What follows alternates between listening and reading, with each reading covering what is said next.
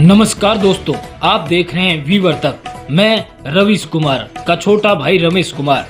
आज की खबरों में हम जानेंगे देश और दुनिया की वो बड़ी खबरें जो आप लोगों के लिए जानना बेहद जरूरी है। आपको बता दें किस प्रकार से कांग्रेस सरकार ने भाजपा को आड़े हाथ लिया है। हर बार की तरह इस बार भी राहुल गांधी के प्रधानमंत्री बनने के चांस और बढ़ गए हैं। आपको क्या लगता है, कमेंट करके बताएं। आप यह खबर कहां से देख रहे हैं, एक बार कमेंट करके जरूर बताएं। चलिए शुरू करते हैं आज की सबसे बड़ी खबरों के बारे में। पहली बड़ी खबर आ रही है, सुप्रीम कोर्ट ने ईडी के छापों पर सवाल उठाए हैं। तमिलनाडु शराब घोटाला केस में कहा, क्या जांच एजेंसी राज्य की शक्ति में दखल नहीं दे रही। बता दें कि सुप्रीम कोर्ट ने मंगलवार को तमिलनाडु में शराब दुकान के लाइसेंस से जुड़ी Tamil Nadu state marketing corporation limited यानी कि TASMAC घोटाला केस में प्रवर्तन निदेशालय ईडी की छापेमारी पर सवाल उठाए हैं। कोर्ट ने ईडी से सवाल किया है कि क्या आप राज्य पुलिस की शक्तियों में दखल नहीं दे रहे। सुप्रीम कोर्ट के मुख्य न्यायाधीश CJI BR गवाई और जस्टिस विनोद चंद्रन की बेंच ने पूछा कि क्या राज्य पुलिस इस घोटाले की जांच नहीं कर सकती। क्या ईडी का दखल जरूरी है, इससे संघीय ढांचे पर क्या असर होगा। अगली खबर आ रही है, लोग जिंदा जलते रहे, 50 मिनट बाद पहुंची फायर ब्रिगेड। बता दे जैसलमेर अग्निकांड दावा लॉक हो गया था गेट, आर्मी ने तोड़ा, लाशों से भरी थी बस। जी हां, आग लगने से बस का गेट लॉक हो गया था। ऐसे में लोगों को बाहर निकलने का मौका ही नहीं मिला। लोग कांच तोड़कर कूदे और जान बचा लेने की गुहार लगाते रहे। हादसे के दौरान करीब 50 मिनट तक कोई फायर ब्रिगेड नहीं आई। आर्मी ने JCB लगाकर बस का गेट तोड़ा और लोगों का रेस्क्यू किया। जैसलमेर बस आग हादसे में सबसे पहले मौके पर पहुंचे थैयात गांव निवासी शराब ठेकेदार कस्तूर सिंह ने घटना की पूरी कहानी बताई। कस्तूर सिंह का दावा है कि उनके सामने बस से 16 लोग निकाले गए, जबकि अंदर लाशें थी। झुलसे यात्रियों को 8 साल के बच्चों मासूम से लेकर 89 साल के बुजुर्ग तक फंसे थे। बता दे बेहद ही दुखद घटना के लिए आप भी कमेंट में इनके परिवार के लिए दुआएं करें और भगवान इनको शक्ति दे, ऐसी प्रार्थनाएं जरूर करें। अगली बड़ी खबर आ रही है, दिल्ली छात्रा का आरोप, यूनिवर्सिटी कैंपस में दबोचा, टी-शर्ट फाड़ी, पैंट उतारने की कोशिश, जबरदस्ती ऑपरेशन पील खिलाई, FIR दर्ज, 4 आरोपी फरार। बता दें कि दिल्ली में साउथ एशियन यूनिवर्सिटी SAU की एक 18 साल की छात्रा के साथ जबरदस्ती करने की घटना सामने आई है। हादसा 12 अक्टूबर की देर रात हुआ। पीड़ित ने शिकायत में बताया कि 4 आरोपियों ने यूनिवर्सिटी कैंपस में मुझे दबोच लिया और टी-शर्ट फाड़ दी। आरोपियों ने पैंट उतारने की भी कोशिश की। पीड़ित ने जब खुद का बचाव किया तो आरोपी ने उसकी जांघ पर पैर रख दिया, फिर आंखों में उंगली डाल दी। एक आरोपी ने जबरदस्ती मुंह खोल दिया और ऑपरेशन पील खिला दी। हालांकि दवाई खिलाने की वजह से सामने नहीं आई। बता दें पुलिस ने मंगलवार को बताया कि पीड़ित बीटेक फर्स्ट ईयर की स्टूडेंट है। वह 13 अक्टूबर की सुबह परिसर में घायल अवस्था में मिली। पीड़ित ने FIR दर्ज कराई है। 4 आरोपी फरार है। अगली खबर गोवा से आ रही है, कृषि मंत्री और पूर्व CM रवि नायक की कार्डियक अरेस्ट से चलते हुई मौत।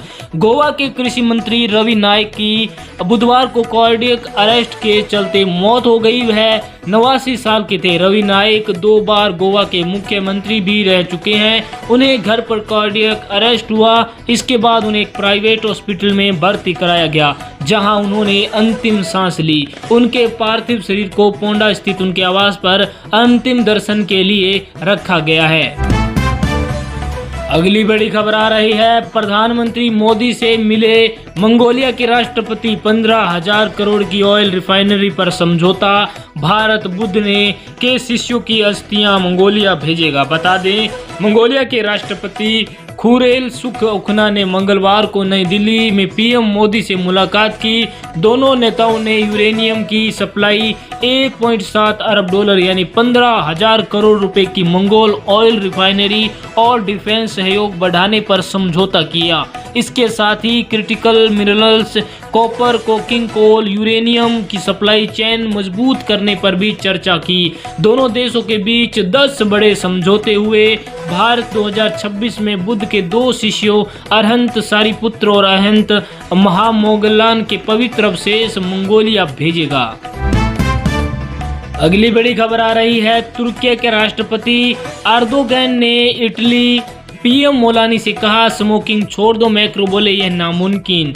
बता दें, तुर्की के राष्ट्रपति रेसेप तय्यप एर्दोगन ने इटली की पीएम जॉर्जिया मेलोनी से स्मोकिंग छोड़ने के लिए कहा। दोनों नेताओं ने सोमवार को मिस्र में गाजा पीस समिट में मुलाकात की। इस दौरान एर्दोगन ने कहा, मैंने आपको हवाई जहाज से उतरते देखा, आप शानदार लग रही हैं, लेकिन मुझे आपको स्मोकिंग छुड़वानी होगी। इस पर फ्रांस के राष्ट्रपति इमैनुएल मैक्रों ने हंसते हुए कहा, यह असंभव है। मेलोनी ने हल्के फुल्के अंदाज में जवाब दिया, मुझे पता है, लेकिन मैं किसी को मारना नहीं चाहती। उन्होंने बताया कि स्मोकिंग छोड़ने से उनकी सामाजिकता कम हो सकती है। मेलोनी ने एक किताब में स्वीकार किया कि 13 साल तक धूम्रपान छोड़ने के बाद उन्होंने फिर से धूम्रपान शुरू किया था। मेलोनी मानते हैं कि स्मोकिंग उन्हें ग्लोबल लीडर्स के साथ रिश्ते मजबूत करने में मदद करती है। वहीं एर्दोगन ने तुर्की को स्मोकिंग फ्री बनाने का संकल्प लिया है। वहीं अगली बड़ी खबर आ रही है केरल से, जहां पर छात्रा को हिजाब पहनकर स्कूल आने की परमिशन। शिक्षा मंत्री ने स्कूल से रिपोर्ट भी मांगी। मैनेजमेंट ने स्टूडेंट को गेट पर रोका था। केरल के शिक्षा मंत्री वी शिवनकुट्टी ने मंगलवार को कोच्चि के सेंट रीटा पब्लिक स्कूल को आदेश दिया कि वह मुस्लिम छात्रा को हिजाब पहनकर पढ़ाई जारी रखने दे। मंत्री ने कहा कि किसी भी स्कूल को संविधान के अधिकारों को तोड़ने की इजाजत नहीं। शिवनकुट्टी ने स्कूल की प्रिंसिपल और प्रबंधन से बुधवार सुबह 11 बजे तक पूरी रिपोर्ट सौंपने को भी कहा। उन्होंने कहा निर्देश दिए कि छात्रा व उसके माता पिता को हुई मानसिक परेशानी को तुरंत दूर किया जाए। एर्नाकुलम के डिप्टी डायरेक्टर ऑफ एजुकेशन की जांच में पाया गया कि छात्रा को हिजाब बांधने पर कक्षा में न घुसने देना गंभीर लापरवाही है और यह शिक्षा का अधिकार का उल्लंघन है। अगली बड़ी खबर आ रही है, अमेरिकी पासपोर्ट पहली बार टॉप 10 की लिस्ट से बाहर। सिंगापुर पहले नंबर पर, भारत की रैंकिंग में 8 पायदान का सुधार। अमेरिकी पासपोर्ट पहली बार दुनिया के सबसे ताकतवर पासपोर्ट की टॉप 10 लिस्ट से बाहर आ गया। जी हां, हेनली पासपोर्ट इंडेक्स 2025 की माने तो 20 साल पहले जो कि ऐसी बार हुआ है, 20 साल में पहली बार हुआ है। अब अमेरिकी पासपोर्ट 12वें नंबर पर है, जो मलेशिया के बराबर है। इस पासपोर्ट से 227 में से 180 देशों में बिना वीजा के जा सकते हैं। दूसरी ओर सिंगापुर का पासपोर्ट सबसे ताकतवर है, जो 193 देशों में वीजा फ्री एंट्री देता है। इसके बाद दक्षिण कोरिया 190 और जापान 189 पर है। इंडेक्स के माने तो भारतीय पासपोर्ट 77वें पायदान पर है। भारत की रैंकिंग में 2025 के पहले क्वार्टर के मुकाबले 8 पायदान का सुधार हुआ है। भारतीय पासपोर्ट के साथ 59 देशों में वीजा फ्री या वीजा ऑन अराइवल एक्सेस मिलता है।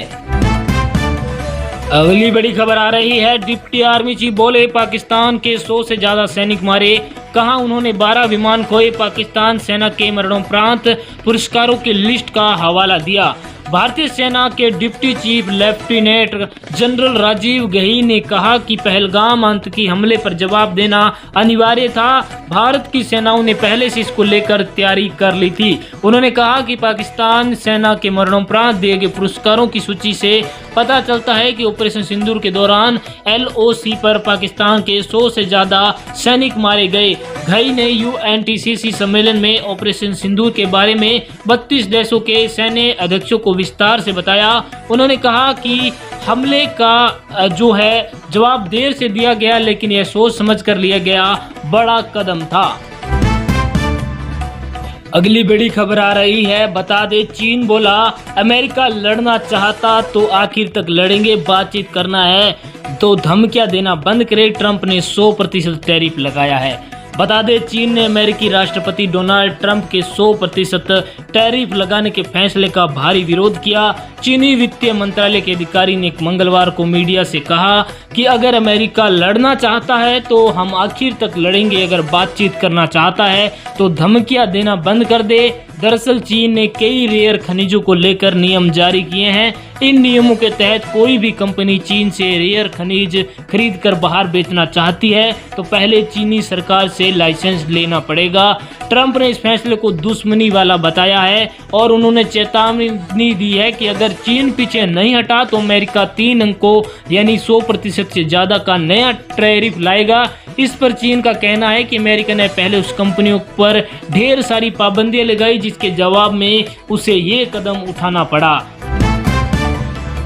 दोस्तों, देश और दुनिया की तमाम बड़ी खबरें सटीकता से बिल्कुल सही तरीके से और बढ़िया अंदाज में देखना चाहते हैं तो हमारे चैनल वीवर तक को सब्सक्राइब करें, क्योंकि यहाँ पर खबरों का सच दिखाया जाता है, गुमराह नहीं किया जाता है।